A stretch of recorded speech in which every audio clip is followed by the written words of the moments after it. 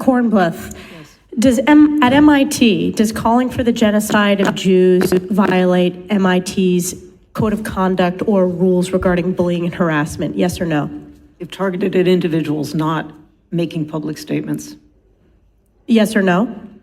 Calling for the genocide of Jews does not constitute bullying and harassment? I have not heard calling for the genocide for Jews on our campus. But you've heard chants for intifada. I've heard chants, which can be anti-Semitic depending on the context, when calling for the elimination of the Jewish people.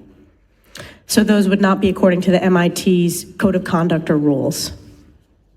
That would be investigated as harassment if pervasive and severe. Ms. McGill, at Penn, does calling for the genocide of Jews violate Penn's rules or code of conduct? Yes or no? If the speech turns into conduct, it can be harassment, yes. I am asking specifically calling for the genocide of Jews. Does that constitute bullying or harassment? If it is directed and severe or pervasive, it is harassment. So the answer is yes. It is a context-dependent decision, Congresswoman. It's a context-dependent decision. That's your testimony today. Calling for the genocide of Jews is depending upon the context. That is not bullying or harassment. This is the easiest question to answer yes, Ms. McGill. So is your testimony that you will not answer yes? If it if the Yes speech or no? becomes if the speech becomes conduct, it can be harassment. Yes. Conduct meaning committing the act of genocide? The speech is not harassment? This is unacceptable, Ms. McGill. I'm going to give you one more opportunity for the world to see your answer.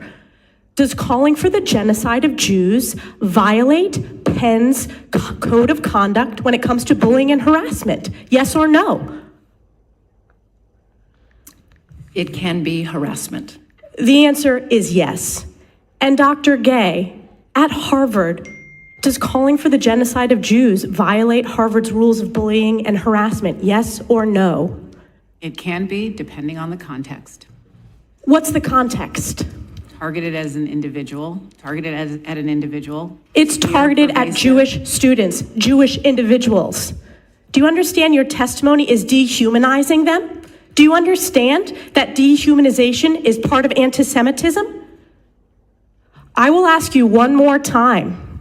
Does calling for the genocide of Jews violate Harvard's rules of bullying and harassment? Yes or no?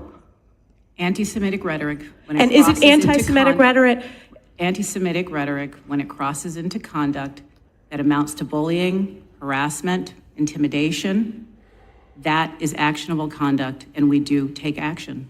So the answer is yes, that calling for the genocide of Jews violates Harvard Code of Conduct, correct? Again, it depends on the context. It does not depend on the context. The answer is yes, and this is why you should resign. These are unacceptable answers across the board.